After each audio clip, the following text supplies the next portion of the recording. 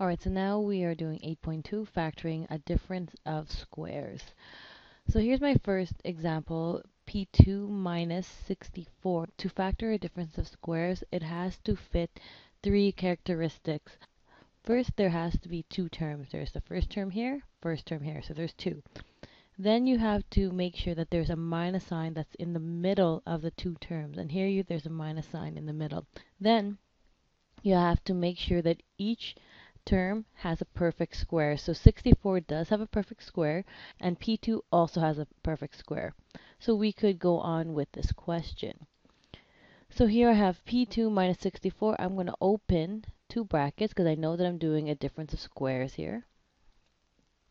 And then I'm going to square root my first term. So whenever you square root a variable, all you have to do is look at the exponent and just divide it by 2. So 2 divided by 2 is 1. So I'm just going to have P1 or just P in both brackets. Now, difference of squares always, always, always is a positive and negative. Or it could be negative, positive, but the signs have to be different.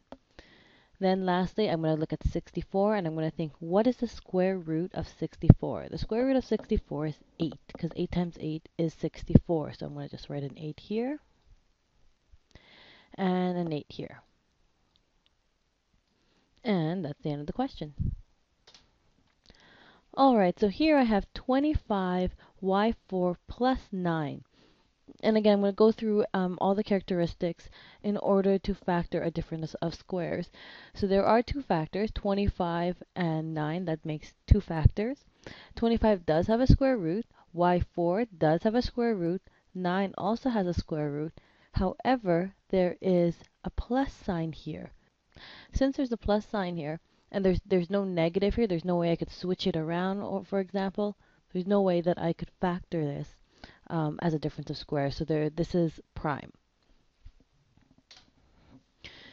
Now I have 144t squared minus 49. So again, it fits all three factors, being two terms. This has a square root, the 144 has a square root, 49 has a square root, t2 has a square root. So I'm just going to open up my two brackets right here. And I'm going to square root my first term here, which is 144. 144 squared is 12, because 12 times 12 is 144. And then I'm going to look at my t. Oops, kind of getting ahead there.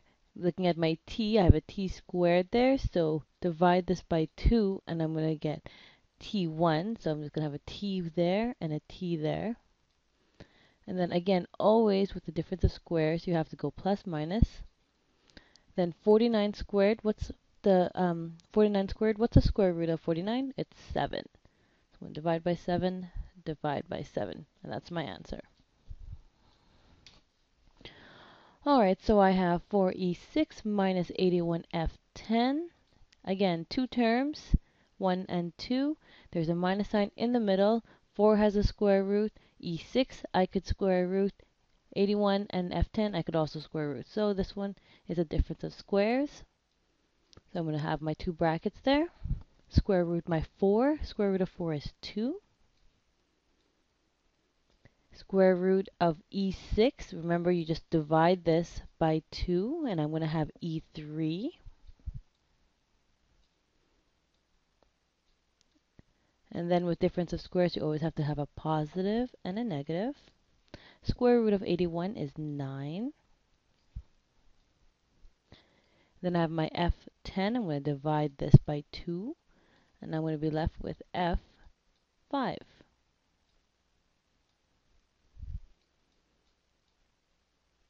And there's my answer. Alright, so I have 4r squared over 9 minus 16 over 25. Going through the different characteristics that every difference of squares must have. There are two terms. I have a term here and I have a term here. I'm able to square root each term. I have an 4 and 9 and r2, 16, 25. All of them I could square root. And then there's a minus sign in the middle. So this I could also do a difference of squares. So I'm going to open two big brackets here. Okay, so basically what you do is you square root the top or the numerator and you square root the denominator. So square root of 4 is 2. And then I have an r squared here, so I'm going to divide this by 2, and I'm just going to be left with an r. Divide by 9 squared, that's 3. So I'm going to put this in both brackets. Then a positive and a negative. Square root of 16 is 4. And the square root of 25 is 5. And that's the answer. Alright, so here I have 4a cubed b minus 9ab cubed. So when I look at this, I could tell right away that I could factor out some a's and b's here.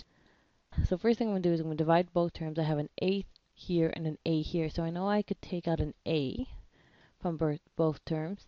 Looking at the exponents, I have a 3 and an a1. So smallest exponent is a 1, so I'm going to just divide a1 from both. Then I can see there's a b here and a b here, so I'm going to divide both by b. Then looking at my exponents, I have a b1 in my first term and a b3 in my second term.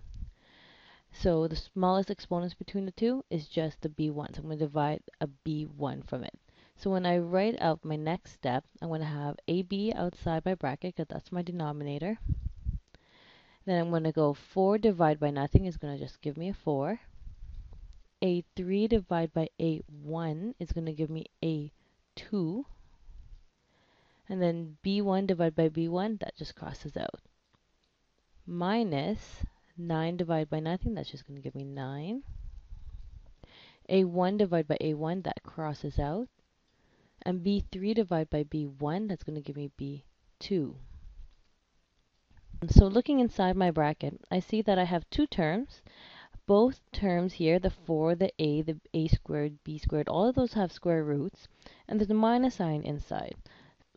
So right away, I could see that this is a difference of squares. So I'm just going to write my two brackets here. I'm going to square root my 4, so square root of 4 is 2. Then I'm going to square root my a squared.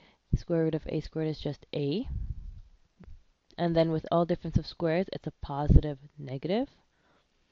Then square root my 9, which is 3, and 3.